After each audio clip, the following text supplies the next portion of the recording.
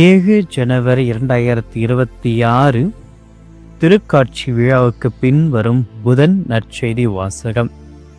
Mark எழுதிய தூய நற்செய்தியிலிருந்து வாசகம். அதிகாரம் 6, இறை வசனங்கள் 45 52 முடிய. 5000 பேர் உணவு உண்ட பின் இயேசு கூட்டத்தினரை அனுப்பி கொண்டிருந்தார்.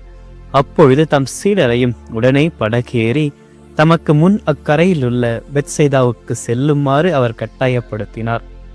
அவர் அவர்களிடமிருந்து விடை பெற்றுக் கொண்டு இறைவனை வேண்டுவதற்காக ஒரு மலைக்கு சென்றார். பொழுது சாய்ந்த பிறகும் படகு நடுக்கரையில் இருந்தது. ஆனால் அவர் தனியே கரையில் இருந்தார். அப்பொழுது எதிர்காற்று அடித்தது. சீடர்கள் தண்டு வலிக்க பெரிது வருந்துவதை கண்டு அவர் கடல் மீது நடந்து அவர்களை நோக்கி வந்தார். அவர்களை கடந்து செல்ல விரும்பினார். அப்பொழுது ஏறக்குறைய 4ஆம் காவல் வேளை. அவர் கடல் மீது நடப்பதைக் கண்டு அது பேய் என்று எண்ணி அவர்கள் அலறினார்கள். ஏனெனில் எல்லோருமே அவரை கண்டு அஞ்சி கலங்கினர். உடனே இயேசு அவர்களிடம் பேசினார். துணிவோடு இருங்கள், நான் தான், அஞ்சாதீர்கள் என்றார். பிறகு அவர்களோடு படகில் ஏறினார். காற்று அடங்கியது.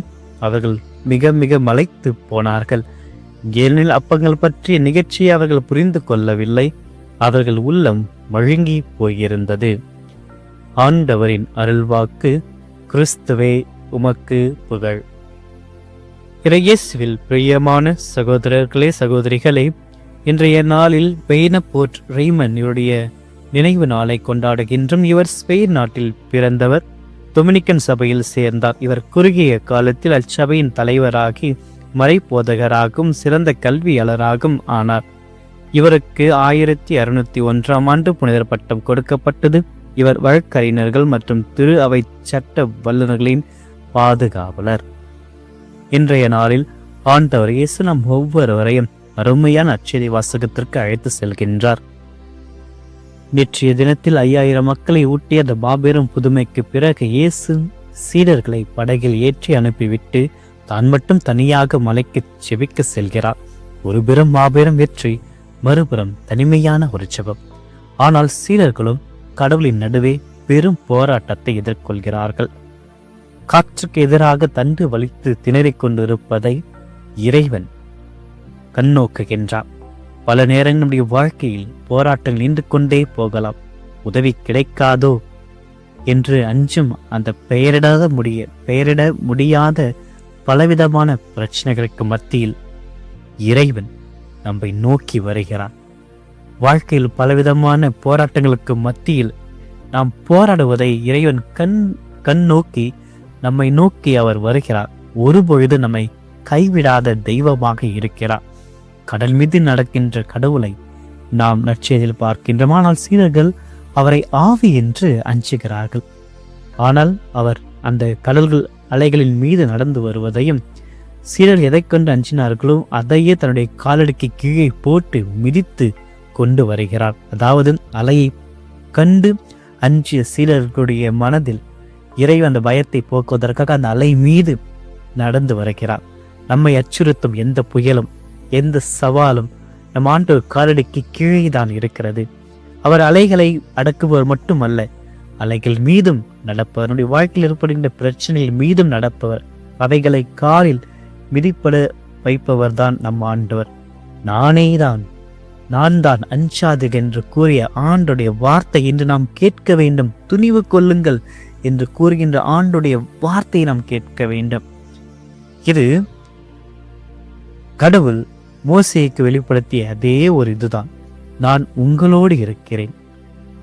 எந்த விதமான பிரச்சனைகள் இருந்தாலும் பயம் இருந்தாலும் ஆண்டவர் தாமாகவே முன் வருகிறார். அதுதான் நமக்கு தரக்கூடிய வாக்குறுதி. நம்மை நோக்கி வந்த இறைவன் நம்முடைய பிரச்சனைக்கு மத்தியில் நம்மை சந்திக்கின்ற பொழுது எவ்வாறு அவர் படகு ஏறியதும் காற்று அடங்கியதும் அதே போன்றுதான் ஆண்டவர் நம்முடைய வாழ்க்கையில் வருகின்ற பொழுது நம்மை சுத்தி இருக்கின்ற புயல்கள், காற்று, அலைகள் இவை அனைத்துமே அடங்கி போகும். குழப்பங்கள் அமைதியாகும். இறைவன் இருக்கின்றார். ஆக இதை நாம் உணர்ந்து கொள்ள வேண்டும். ஆனால் சீடர்கள் அவருடைய உள்ளமானது மழுங்கி இருந்ததை இந்த நற்செய்தியாளர் நமக்கு குறிப்பிடுகிறார். ஆண்டவனுடைய வாழ்க்கையில் பற்பல அற்புதங்கள் புதுமைகளை செய்து கொண்டுதான் இருக்கிறார். நம்மை நோக்கி வந்து கொண்டுதான் இருக்கிறார். அதை உணர்ந்து கொள்ள வேண்டும் என்றால் நம் சீடர்கள் போல் அல்லாமல் நம்முடைய மனதை எப்பொழுதுமே இறைவனுக்காக வரவேற்க காத்திருக்க வேண்டும். நமக்கு ஒரு பிரச்சனை என்றால் நம்மை நோக்கி இறைவன் வருவார் என்று உணர வேண்டும். நமக்கு ஒரு பயம் இருந்தால் அஞ்சாதே என்று கூறுவதற்காக இறைவன் வருகிறார். நம்மை சுற்றி யாரும் இல்லை என்று உணர்கின்ற பொழுது நான் இருக்கிறேன் என்று கூற இறைவன் வருகிறார். அந்த இறைவனுடைய அடையாளத்தை இன்று நாம் காண வேண்டும். நம்முடைய துன்பங்களின் மத்தியில் கூட இறைவனுடைய அன்பு இறக்க வெளிப்படுவதை நாம் கண்டுணர வேண்டும். சோதனைகள் வேதனைகள் மத்தியில், போராட்டங்கள் சவால்கள் மத்தியில் இறைவன் வந்து கொண்டிருக்க என்பதை நாம் உணர வேண்டும். நாம் எப்பொழுதுமே தனிமையை ஆக்கப்பட மாட்டோம். நம்மை தனிமையாக்கப்படுகின்ற சூழ்நிலை இறைவன் ஏற்படுத்தவே மாட்டார். அவர் தனியாக இருந்தால் நம்மை நோக்கி வருவார். ஜெபம் சென்ற இறைவன் அந்த மலையிலிருந்து இந்த கடலுக்கு நடுவில் இருக்கின்ற சீடர்களுடைய துன்பத்தை கண்டு அவர் நோக்கி வந்தார்.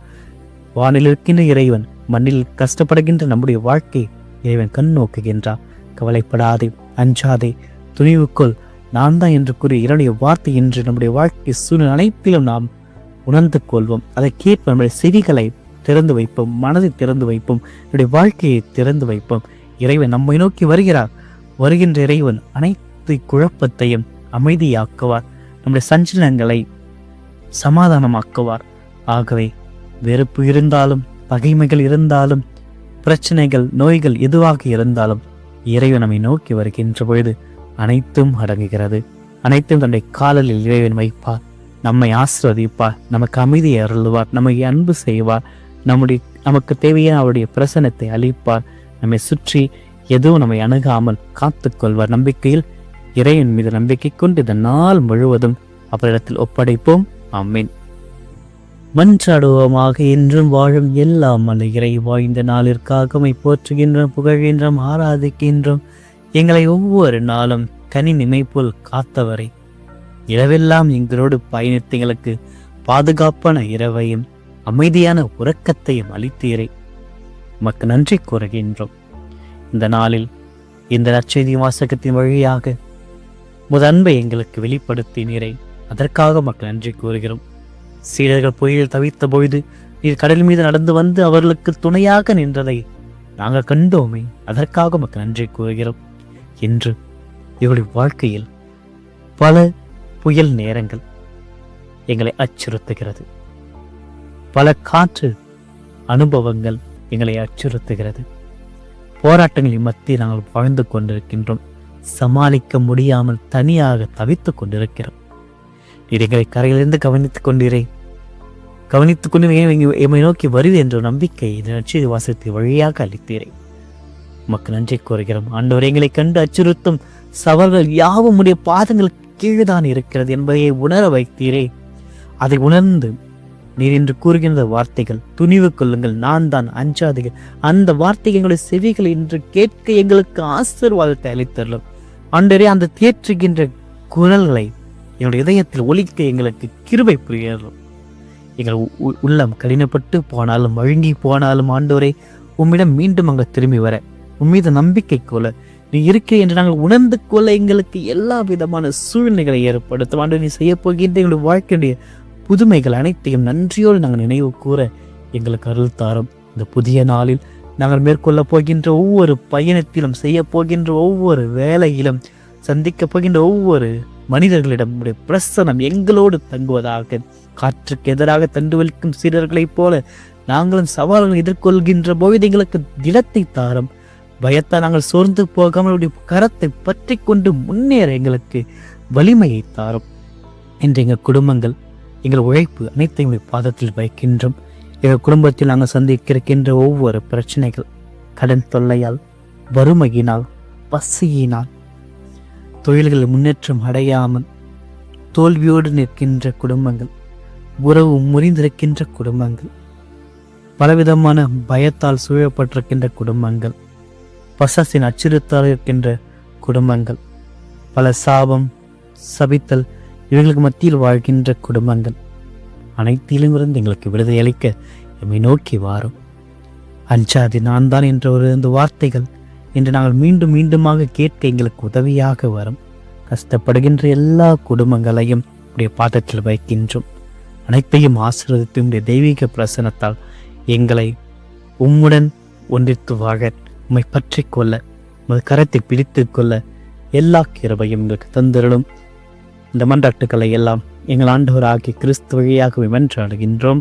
ஆமென். எல்லா இறைவன் தந்தை, மகன், தூய ஆவியார் ஆசிர்வதிப்பாராக. ஆமென்.